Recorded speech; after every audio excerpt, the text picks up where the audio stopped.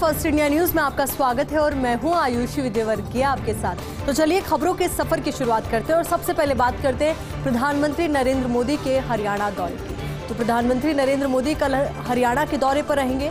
सोनीपत के खरकोदा में मारुति और सुजुकी प्लांट की रखेंगे आधारशिला। हरियाणा सीएम मनोहर लाल खट्टर और डिप्टी सीएम दुष्यंत चौटाला भी रहेंगे साथ। ई व्हीकल और मारुति के प्रोडक्ट का होगा उद्घाटन। वहीं 800 एकड़ में बन रहे मारुति के प्लांट का नवंबर में होगा शुभारंभ। 100 एकड़ पर लग रहा है सुजुकी का बड़ा प्लांट से गुरुग्राम की तर्ज पर बदलेगी सोनीपत की भी तस्वीर। तो अपने आप में बेहद अहम हरियाणा का यह दौरा रहने वाला है प्रधानमंत्री नरेंद्र मोदी का। और इस दौरे के साथ ही सोनीपत के खरकोदा में मारुति और सुजुकी प्लांट की वो आधारशिला भी रखेंगे। सोनिया गांधी को गुलाम नबी आजाद ने लिखा लंबा पत्र। कांग्रेस में अपनी 5 दशक की सेवाओं का किया उल्लेख। लिखा, भारत जोड़ो से पहले कांग्रेस जोड़ो अभियान की जरूरत है। राहुल गांधी की बचकानी हरकतों से इस हालत में है कांग्रेस। राहुल ने अध्यादेश फाड़कर किया था प्रधानमंत्री का अपमान। इस एक हरकत के बाद 2014 में हार गई थी यूपीए सरकार। बहुत भारी मन से देना पड़ रहा है कांग्रेस से इस्तीफा।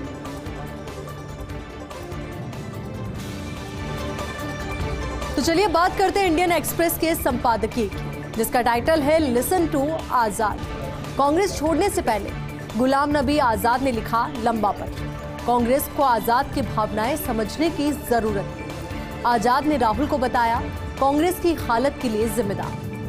5 दशक के अनुभवी नेता की बातों पर गौर करने की जरूरत है। भाजपा के उभरने के बाद भी राहुल कुछ सीखने को तैयार नहीं है। अध्यादेश फाड़ने, हड़बड़ी में इस्तीफा देने जैसी हरकतें गलत हैं। कांग्रेस का बहुत नुकसान कर चुके हैं राहुल गांधी। अब ऐसे में जरूरी हो जाता है जो बगावत का दौर जारी है कांग्रेस पार्टी में, उससे सीख ली जाए और जो उल्लेख गुलाम नबी आजाद ने किया है इस पत्र में, उस पर भी मंथन किया जाए। तो वहीं गुलाम नबी आजाद के कांग्रेस छोड़ने पर भाजपा की प्रतिक्रिया भी सामने आई। भाजपा की ओर से कहा गया है कि कांग्रेस से इस्तीफा देने वाले पहले नेता नहीं है आजाद। कश्मीर से कन्याकुमारी, कच्छ से गुवाहाटी तक इस्तीफों की झड़ी लगी थी। भाजपा महासचिव जम्मू एवं कश्मीर प्रभारी तरुण चुग ने कहा, सिर्फ एक परिवार का हित देखती है ये पार्टी। आजाद के इस्तीफे से भाजपा का कोई लेना देना नहीं है। ये कांग्रेस का अंदरूनी मामला है, इस पर कोई टिप्पणी नहीं। तो भाजपा क्लियर तौर पर ये कहते हुए नजर आई इस बयान के साथ कि ये कांग्रेस का अंदरूनी मामला है, इस पर वो कोई टिप्पणी नहीं करना चाहती। हेमंत सोरेन के भविष्य को लेकर सत्तारूढ़ पार्टियों की बैठक। चुनाव आयोग ने राज्यपाल को सौंप दिया है सीलबंद लिफाफा। सोरेन के खिलाफ जनप्रतिनिधित्व कानून के उल्लंघन का मामला। मुख्यमंत्री रहेंगे या नहीं तय नहीं, देना पड़ सकता है इस्तीफा। इसलिए रांची में झारखंड मुक्ति मोर्चा, कांग्रेस, राजद नेताओं की अहम बैठक। गठबंधन में शामिल पार्टियों को राज्यपाल के संदेश का इंतजार है। तो वहीं हेमंत सोरेन ने कहा, हर चुनौती का सामना करने को तैयार। तो वहीं झारखंड के मुख्यमंत्री हेमंत सोरेन पर इस्तीफे की तलवार लटक रही है। झारखंड मुक्ति मोर्चा विधायक दल की कल कर चुके हैं बैठक। 81 सदस्यों की झारखंड विधानसभा में सरकार समर्थक 49 विधायक, इनमें झारखंड मुक्ति मोर्चा, कांग्रेस और राजद के विधायक शामिल हैं। भाजपा की 26 और उसकी सहयोगी आजसू के 2 विधायक हैं। फिलहाल संख्या बल के आधार पर सरकार खतरे में नहीं है। हालांकि हेमंत सोरेन विधायकों को लेकर छत्तीसगढ़ रवाना हो गए। विधायकों के साथ खूंटी जिले के लतरातू डैम पहुंचे हैं सोरेन। हालांकि फिलहाल अगर हम संख्या बल को देखें तो सरकार खतरे में नहीं है, फिर भी तमाम एहतियात को बरतते हुए झारखंड ले जाया गया है विधायकों को और बाड़ेबंदी की जैसी तस्वीर भी अब सामने आने लगी। अब बात करेंगे इंडिया टुडे की कवर स्टोरी, फ्री बीज वर्सेस वेलफेयर, ये टाइटल इसका। और साथ ही इस टाइटल के जरिए जो बड़ी और अहम बात कहने की कोशिश की गई कि मुफ्त की राहत बनाम जन कल्याण पर होने वाला खर्च। इस मुद्दे पर अब बड़े पैमाने पर शुरू हुई है बहस। राजनीतिक मजबूरी या गरीबों के कल्याण का प्रयास। गरीबों के कल्याण पर सबसे ज्यादा सरकार की तरफ से खर्च। गुजरात में आम आदमी पार्टी की चुनाव लड़ने की तैयारी है। इसके साथ ही मुफ्त राहत की घोषणाओं पर शुरू हुई है बहस। चुनावी राज्य गुजरात में बीजेपी करेगी राष्ट्रीय महापौर सम्मेलन। 20-21 सितंबर को अहमदाबाद में होगी 2 दिनों की मेयर कॉन्फ्रेंस। देश भर के सभी बीजेपी के महापौर इस सम्मेलन में शामिल होंगे। बीजेपी अध्यक्ष जेपी नड्डा करेंगे महापौर सम्मेलन का शुभारंभ। बीजेपी संगठन महासचिव बीएल संतोष भी उद्घाटन समारोह में मौजूद रहेंगे।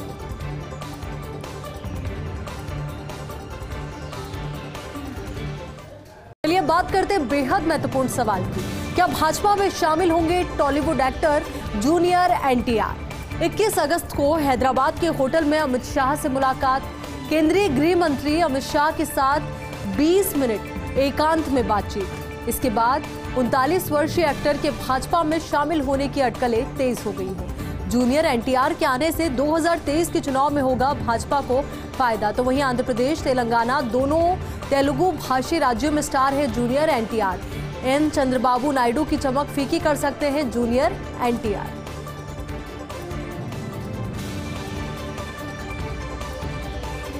राजनीतिक पार्टियों ने 15 वर्षों में इकट्ठा किए 15,078 करोड़ रुपए।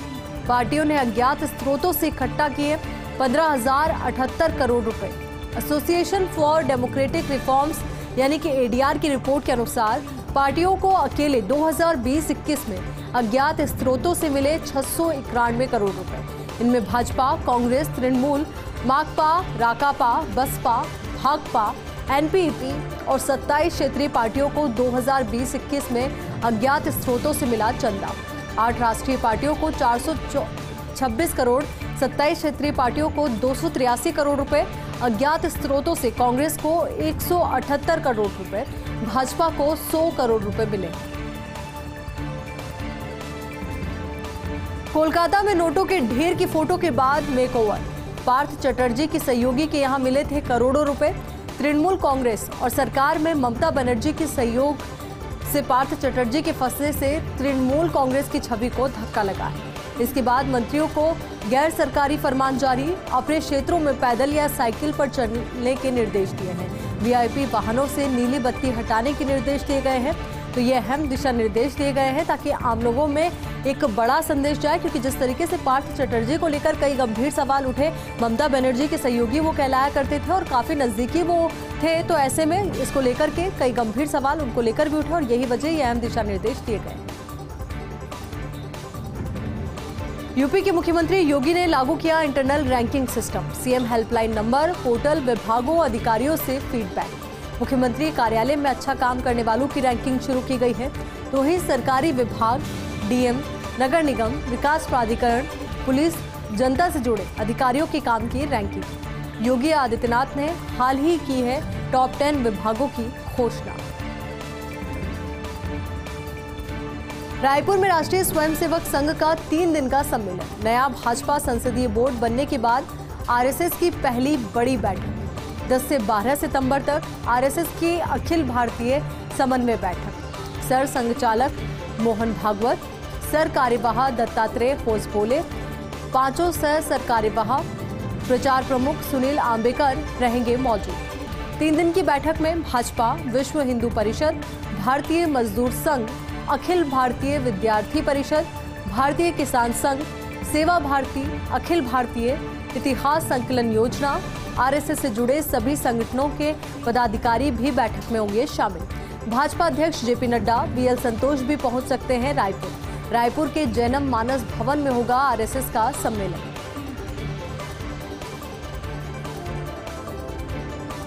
बात एक और महत्वपूर्ण सवाल की करेंगे कि आखिर चिकन करी खाने के बाद मंदिर में क्यों गए सिद्धार्थ मैया। कर्नाटक में कांग्रेस नेता सिद्धार्थ मैया को घेरने की कोशिश। भाजपा के गढ़ कोडागू में किसी ने कार पर फेंका अंडा। एक नाराज कांग्रेस कार्यकर्ता ने फेंका था कार पर अंडा। भाजपा कार्यकर्ताओं ने उस युवक को पकड़ा। सिद्धार्थ मैया ने कहा, भाजपा के लोग मुझे क्यों बचा रहे हैं। अगले दिन भाजपा नेताओं ने सिद्धार्थ मैया पर आरोप लगाया और कहा कि लंच में चिकन खाने के बाद शाम को मंदिर जाने का क्या वजह। यानी कि एक सीधे तौर पर आरोप भाजपा की ओर से लगाया गया कि लंच में चिकन खाया और उसके बाद वो मंदिर गए।